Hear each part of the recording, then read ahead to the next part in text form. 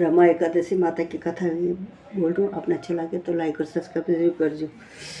दीपावली के 4 दिन पहले पड़ने वाली कार्तिक मास के कृष्ण पक्ष की इस एकादशी को लक्ष्मी जी के नाम पर रमा एकादशी कहा जाता है। इस दिन भगवान विष्णु के पूर्व अवतार कृष्ण जी के केशव रूप की पूजा आराधना की जाती है। इस एकादशी का व्रत करने से जीवन में वैभव और अंत में मोक्ष की प्राप्ति होती है। धर्मराज युधिष्ठिर ने कहा, हे केशव, कार्तिक कृष्ण पक्ष एकादशी का क्या नाम है, इसके व्रत का की क्या विधि है और इसके करने से क्या फल प्राप्त होता है, सो आप विस्तार पूर्वक मुझे सुनाइए। भगवान श्री कृष्ण बोले, हे राजन, कार्तिक के कृष्ण पक्ष की इस एकादशी का नाम रमा एकादशी है। यह बड़े बड़े पापों को नाश करने वाली और असीम वैभव देने वाली है। शास्त्रों में वर्णित इसका महात्म मैं तुमसे कहता हूँ, संचेत होकर सुनो।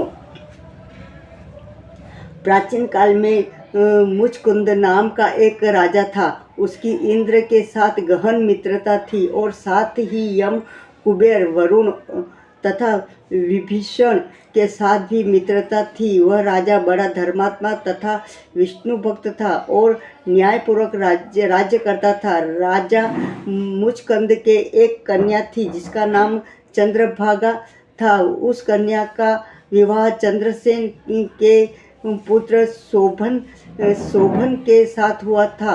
एक समय शोभन अपने ससुर मुचकुंद के घर आया। उन्हीं दिनों जल्दी ही पुण्यदायिनी रमा एकादशी आने वाली थी। व्रत का दिन समीप आया तो चंद्रभागा को अत्यंत सोच उत्पन्न हुआ कि मेरे पति बहुत दुर्लभ है और मेरे पिता की व्रत के बारे में आज्ञा अति कठोर है। 10वीं को राजा ने ढोल बजवाकर सारे राज्य में यह घोषणा करवा दी कि रमा एकादशी को सभी लोग व्रत करेंगे। घोषणा को सुनते ही शोभन को अत्यंत चिंता हुई और अपनी पत्नी से बोला, अब मुझे क्या करना चाहिए? मैं किस प्रकार भूख को सहन नहीं कर सकूंगा। ऐसा उपाय बतलाओ कि जिसमें मेरे प्राण बच सके, अन्यथा मेरे प्राण अवश्य चले जाएंगे।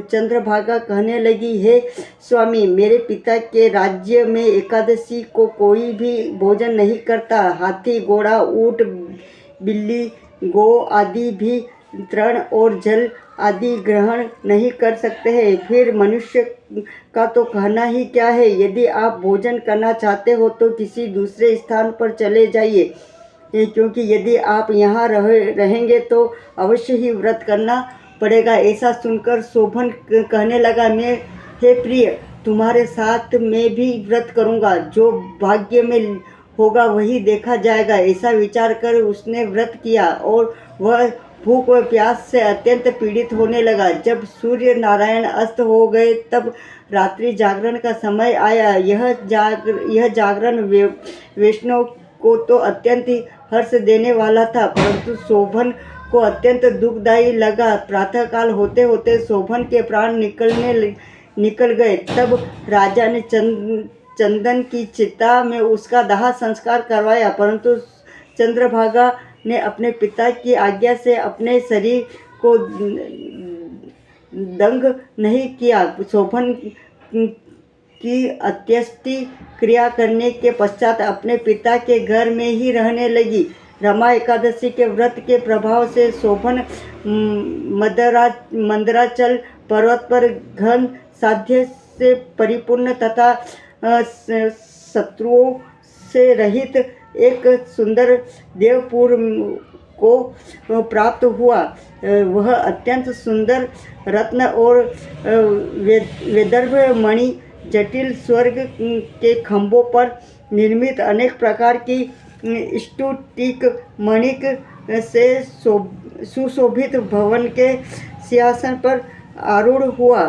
श्वेत चट और चवर, मस्तक पर किरीट, कानों में कुंडल, कंठ में हार, बाहु में कपूर, विभीषण, गंधर्व और अप्सराओं से गिरा हुआ ऐसे शोभित हुआ था मानो अपनी सभा में देवराज इंद्र विराजमान हो। एक समय मुचकंद के नगर में रहने वाला सोम शर्मा नामक ब्राह्मण तीर्थ यात्रा करता हुआ घूमता घूमता उधर जा निकला। ब्राह्मण शोभन को पहचान कर कि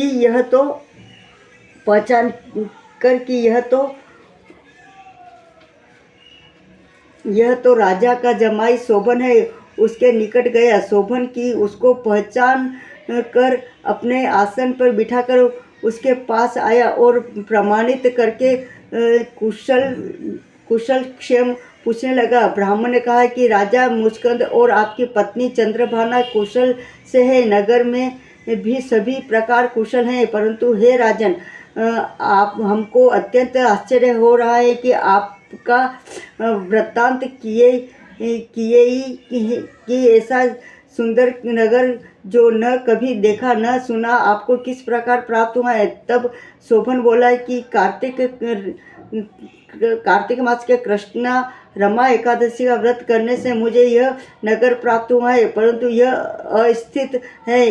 यह सुनकर ब्राह्मण बोला कि हे राजन, स्थित होने का कोई उपाय तो होगा, कहे मैं उससे अवश्य अश्वमेव पूरा करूँगा। शोभन ने कहा, मैंने रमा एकादशी का व्रत अनायास और श्रद्धा से रहित होकर किया था, इसलिए यह सब कुछ अस्थित है।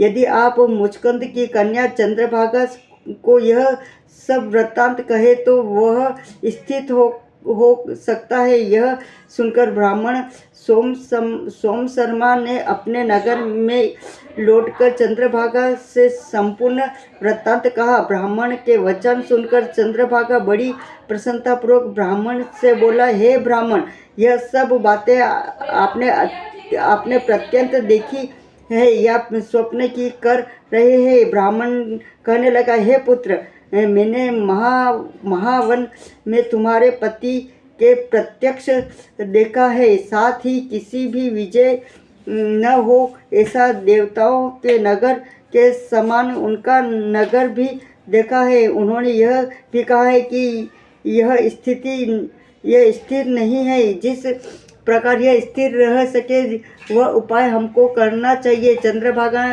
कहने लगी, हे विप्र, तुम मुझको वहाँ पर ले चलो। पति देव के दर्शन की मेरी तीव्र लालसा है। मैं अपने किए पुण्यों से उस नगर को स्थित बना दूंगी। आप ऐसा उपाय कीजिए जिससे उनका और मेरा मिलन हो सके। आपकी अति कृपा होगी और आपको पुण्य भी मिलेगा। सोम शर्मा चंद्रभागा को साथ लेकर मंदराचल पर्वत के समीप वामदेव ऋषि के आश्रम में गया। वामदेव ऋषि ने उनकी बात सुनकर वेद मंत्रों से उज्ज्वल तिलक द्वारा चंद्रभागा का अभिषेक किया। तब ऋषि मंत्र के प्रभाव और एकादशी के व्रत से चंद्रभागा का शरीर दिव्य हो गया और वह अत्यंत प्रसन्नता के साथ अपने पति के निकट गई। अपनी प्रिय पत्नी को आते देखकर शोभन अत्यंत प्रसन्न हुआ और उसको बुलाकर अपनी बाईं तरफ बिठाया। तब चंद्रभागा ने कहा, हे प्राणनाथ, आप मेरे सभी पुण्यों को ग्रहण कीजिए जिससे आपका यह नगर और राज्य स्थिर हो जाए। जब मैं 8 वर्ष की थी तब से ही ऐसी एकादशी के व्रतों को पूर्व श्रद्धापूर्वक विधि विधान के साथ करती आ रही हूँ। इस पुण्य के प्राप्त से आपका यह नगर स्थित हो जाएगा तथा समस्त कार्य होकर प्रलय के अंत में रहेगा। इस प्रकार चंद्रभागा दिव्य रूप धारण कर 7 दिव्य आभूषणों और वस्त्रों से सुसज्जित होकर अपने पति के साथ रहने लगी। हे राजन, यह मैंने रमा एकादशी का महात्म्य कहा है। जो मनुष्य इस व्रत को करते हैं उसके समस्त पाप नष्ट हो जाते हैं। कृष्ण पक्ष और शुक्ल पक्ष दोनों की एकादशी समान है, इसमें कोई भेदभाव नहीं है। जो सभी मासों की दानों एकादशियों के व्रत रखते हैं और उनके महात्म्य को पढ़ने अथवा सुनते हैं, वे समस्त पापों से छूटकर विष्णु लोक को प्राप्त होते हैं। इसमें कोई संदेश नहीं है। श्री रमा एकादशी महारानी माता की जय।